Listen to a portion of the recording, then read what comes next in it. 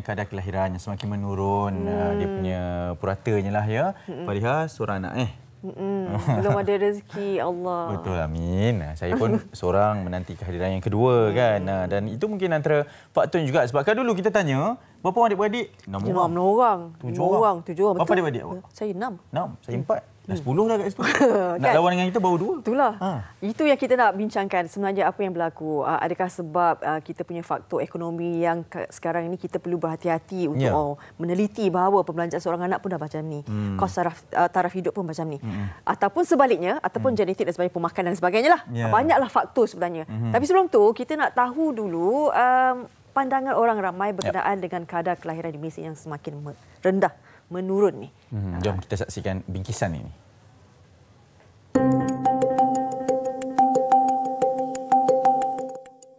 Malaysia mencatatkan kadar kelahiran terendah dalam tempoh 5 dekad lalu. Menurut Jabatan Perangkaan Malaysia, tren populasi penduduk di negara ini pada tahun 2023 suku keempat menunjukkan peningkatan jumlah penduduk sebanyak 2% dan suku keempat 2022 iaitu seramai 33.7 juta. Walau bagaimanapun, kadar kelahiran bayi di Malaysia masih merekodkan tahap penurunan sebanyak 1.1% iaitu 112,767 kelahiran berbanding 114,067 kelahiran tahun lalu. Angka ini telah menimbulkan pelbagai reaksi masyarakat akan kesinambungan pelapis generasi di Malaysia. Keadaan ini agak membimbangkanlah sebab bila berlakunya tak ada kelahiran rendah, pelapis-pelapis untuk bangsa, negara dan agama tu makin berkurang lah kan. Sebab yang ada ni akan memang setiap yang bernyawa tu akan mati kan. Macam dia nak fikir kejaya dulu. Sedangkan membina rumah tangga tu utamalah sebenarnya. Sekarang ni sebab ekonomi tak seberapa bagus, so barang pun mahal. Actually tak jadi masalah, cuma mereka fikir sekarang ni susah, cari kerja pun susah, barang pun mahal. Itulah dia orang rancang lah, tak nak anak. Anak semua orang pun nak, tapi sebab ekonomi sekarang tak seberapa bagus. Bagi saya, semua ni masih terkawal lagi lah kan. Sebab yelah, orang bujang pun dia takut nak pikul tanggungjawab besar sebagai seorang suami ataupun seorang bapa kan. Kita pun faham sekarang kan, ekonomi sekarang tengah sikit merundum kan. Dia ambil masa untuk 30-an ke atas mungkin kan. Kenapa tak mau rahim banyak-banyak? Sebab barang-barang banyak mahal. Dulu satu susu, satu tin baru RM20. Sekarang satu susu 600 gram sudah mau 100 lebih. Banyak orang tak sanggup bayarlah. Nak kasih anak makan, lagi sekolah, tuition semua. Lagi dulu cari uang 1,000 boleh bela 4 anak. Sekarang 1,000, satu anak pun tak sanggup bayar. Memang tidak dinafikan, pelbagai faktor diambil kira oleh masyarakat hingga memberi kesan kepada penurunan kadar kelahiran ini. Namun, kita juga sewajarnya mengambil kira tentang pelapis anak bangsa agar negara Malaysia tidak menjadi negara tua 2044 seperti yang dijangkakan.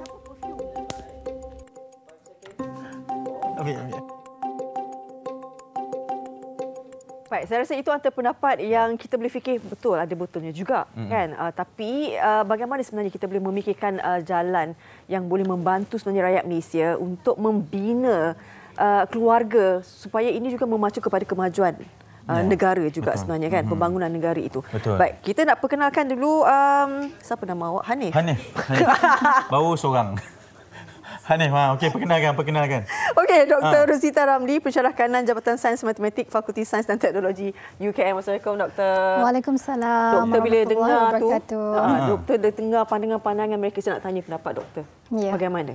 Okey, jadi terima kasih pertamanya, terima kasih kerana menjemput saya ke sini untuk berkongsi ilmu sikit sebanyak, insya-Allah.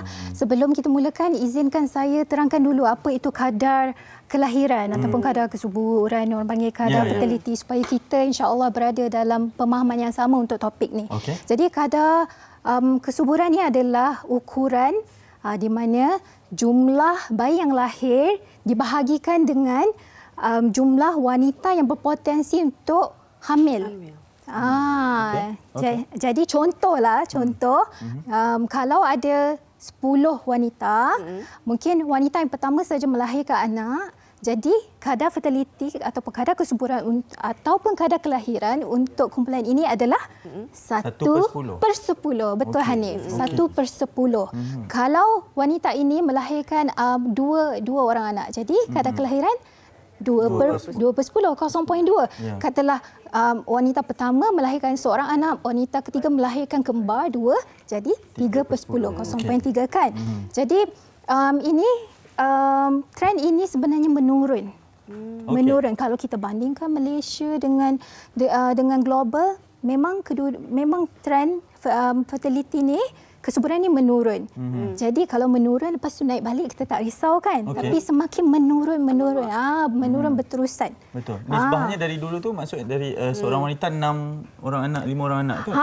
Kan. Hanif ada berapa orang adik-beradik dulu? Adik-beradik 4. 4. Saya 6. Sekarang ni sudah kritikal. Satu wanita 1.8. Berarti 2 lah ya. Ya, sepatutnya itu yang optimal lah. 2 supaya maksudnya anak tu seorang anak boleh menggantikan bapa, seorang anak lagi boleh menggantikan ibu. Doktor, saya nak tanya, dengan penurunan kadar kelahiran dan juga kesuburan ini, impak kepada negara kita di masa hadapan ini akan menjadi negara yang menua? Ya, betul Hanif. Sebab ini kepentingan dia adalah penggantian generasi. Kalau kita ambil apa dia penggantian generasi itu, kalau kita bahagikan komposisi masyarakat ni kepada 3 kumpulan. Kumpulan pertama tu bayi dan kanak-kanak, kumpulan kedua remaja dan dewasa, kumpulan ketiga tu pesara dan warga tua. Jadi kumpulan mana yang menyumbang kepada ekonomi negara? Kumpulan kedua kan, yang menyumbang kepada ekonomi negara yang bekerja. Jadi kumpulan 2 ni akan menggantikan generasi kumpulan ketiga dan digantikan oleh kumpulan pertama. Tapi dengan penurunan kadar kelahiran ini, bilangan kumpulan pertama ni akan juga menurun. Jadi ada masalah di situ, akan memberikan cabaran sosioekonomi kepada sesebuah negara. Okey. Bila saya nak tahu juga, adakah satu penyelidikan telah dilakukan pastinya, kadar penurunan tu bermula, mungkin boleh kita tahu sejak bila tu? Kan bila kata macam makin lama makin menurun, makin lama makin menurun. Trend tu lah. Trend tu, corak tu memang sebenarnya corak penurunan tu adalah konsisten.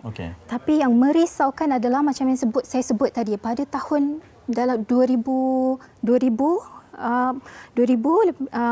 penurunan tu mengatasi kadar kesuburan ataupun kadar kelahiran global. Lepas tu dah tak seimbang lah. Ya, lepas tu pada tahun 2013 turun di bawah paras penggantian. Maksudnya kurang paras penggantian ni yang tadilah saya cakap sepatutnya yang optimalnya digalakkan sekurang-kurangnya ibu dan ayah tu ada 2 orang anak. Digantikan oleh 2 orang. Tapi sekarang ni dah 1.8, 1.7. Doktor, kita mungkin nak sentuh sikit berkaitan dengan apabila kadar kelahiran ini menurun. Tadi ramai sekali memberikan pendapat berkaitan dengan punca-punca dan faktornya. Dalam negara kita di Malaysia ni, tak boleh dinafikanlah memang pelbagai faktornya. Tapi menurut pandangan doktor sendirilah, punca sebenar di negara kita ni, adakah gaya hidupnya, penggantian generasi ke, mungkin pemikiran dulu lain, sekarang lain, sosioekonomi ke, macam mana doktor? Banyak faktor lah Hanif. Kita tak boleh nak kata satu faktor sajalah. Banyak. Contohnya faktor ekonomi. Faktor ekonomi ni kita boleh tengok dari 2 sudut. Satu sudut negara dan juga satu lagi individu. Kalau negara tu, pembangunan ekonomi itu disumbangkan oleh apa? Pencapaian akademik yang meningkat, penyertaan tenaga buruh yang meningkat, urbanisasi, maksudnya urbanisasi ni yang luar bandar menjadi bandar. Kan? Ini semua menyumbang kepada penurunan kadar kelahiran. Kalau dari segi individu pula, kos sara hidup yang tinggi. Tadi kan kita nampak ada harga susu meningkat kan. Jadi kadang-kadang masalah kesuburan kadar kelahiran menurun tu bukan disebabkan masalah kesuburan tapi pilihan kan. Itulah. Dan juga kadang yang ada masalah kesuburan, dia pula perawatan tu pula harganya tinggi. Kan. Bukan semua boleh dapatkan rawatan tu dan boleh berubah sebab bergantung kepada individu. Individu tu respon kepada ubat-ubatan secara yang berbeza kan. Mungkin perlukan ubat tambahan, kos tambahan lagi. Okey. Ada juga kita dari segi pembacaan dia kata Malaysia merupakan negara ketiga di Asia Tenggara. Yang rakyatnya suka membujang. Jadi adakah itu antara faktor yang akan kan mungkin banyak macam doktor kata kita ni banyak tekanan yang mungkin seseorang tu memilih untuk macam lebih bujang lagi baguslah. Betul. Bagaimana melihat faktor tu? Malaysia tu ramai yang suka membujang ni. Mengapa ni boleh terjadi? Suka hidup membujang kan. Jadi ini pun kita boleh tengok dari dua sudut juga. Hanif, Fariha. Dua sudut maksudnya yang pertama adalah pilihan sendiri. Kalau pilihan sendiri ni kita tak boleh buat apalah. Itu pilihan kita kena hormatlah kan. Nanti kalau kita paksa pun akan jadi masalah lain pula kan. Tapi satu lagi bukan pilihan sendiri. Yang bukan pilihan sendiri tu satu yang kita boleh usahakanlah. Di situ di mana masyarakat perlu ambil tahu, ambil peduli, perlu bantu masyarakat, maksud saya keluarga, rakan-rakan mungkin boleh cuba kenalkan dengan calon-calon yang baik. Ada juga laman web, aplikasi mencari jodoh dan yang paling penting lah kan bermunajat. Bermunajat. Okey doktor, kita nak raikan sebenarnya ada soalan dan juga pandangan daripada rakan kita di Facebook MSI TV3. Baik. Ini daripada Pak Ngah Merbuk ni. Selain faktor ekonomi, adakah faktor lain yang menyebabkan kadar kesuburan menurun? Seperti faktor pemakanan ke, penyakit ke yang menyebabkan kadar kesuburan ini menurun? Mohon pencerahan pakar. Ini betul-betul berkenaan dengan kesuburan, bukan pilihan tu tadi doktor. Berkaitan apa? Pemakanan kan. Okey, ini lebih kepada gaya hidup. Gaya hidup yang bagus ni adalah di dalam kawalan kita. Boleh ubah. Jadi betul lah. Itu gaya hidup, diet yang saya ni bukan bakat, saya ni orang matematik. Jadi kita menggunakan model matematik, statistik untuk mengkaji fenomena. Tapi bila kita dapat sesuatu keputusan daripada analisis tu, kita bacalah untuk faham fenomena itu kan. Jadi diet tu memang penting lah. Diet yang sihat, pemakanan. Kalau cuba untuk hamil memang ada makanan yang digalakkan untuk ambil, ada makanan tambahan yang perlu ambil. Tapi apa-apa pun jika kita cuba untuk mendapatkan zuriat, insya-Allah berjumpa yang pakar, pasti akan dibantu insya-Allah. Kan? Saya faham Pak Ngah Merbuk tu sebab mungkin dia nak kaitkan juga dengan zaman sekarang ni sebabkan sekarang suami isteri bekerja. Betul. Jadi dengan kekangan waktu yang ada, kalau dulu kita tahu ibu kita seorang suri rumah tangga, dia yang memasak. Kan? Tapi sekarang ni kita duduk bekerja, makan semua segera. Pantas saja. Jadi mungkin itu menyebabkan penurunan kesuburan seseorang tu kan, sebab pemakanan tu kan banyaklah bahan-bahan yang kita pun tak boleh nak kawal juga. Doktor, kita mungkin nak melihat kepada satu faktor yang lain pula. Okey, tadi ramai yang gelisah tentang harga, ekonomi, faktor-faktor luar lah. Mungkin ada inisiatif yang boleh ada bantuan daripada kerajaan dalam memastikan bahawa sebab ini trend membabitkan isu global ini. Betul. Negara kita juga ini impaknya. Mungkin kerajaan boleh lakukan sesuatu untuk memastikan bahawa kadar kesuburan ini, faktor luar sebegitu tidak perlu dibimbangkan oleh rakyat terutamanya. Yang kita nampak inisiatif kerajaan melalui agensi kerajaan LPPKN ada menawarkan bantuan dari segi rawatan kesuburan. Ada. Cumanya kekangannya adalah itu untuk kehamilan yang pertama. Jadi kehamilan pertama, kalau kita merawat kehamilan yang pertama, masih tak cukup.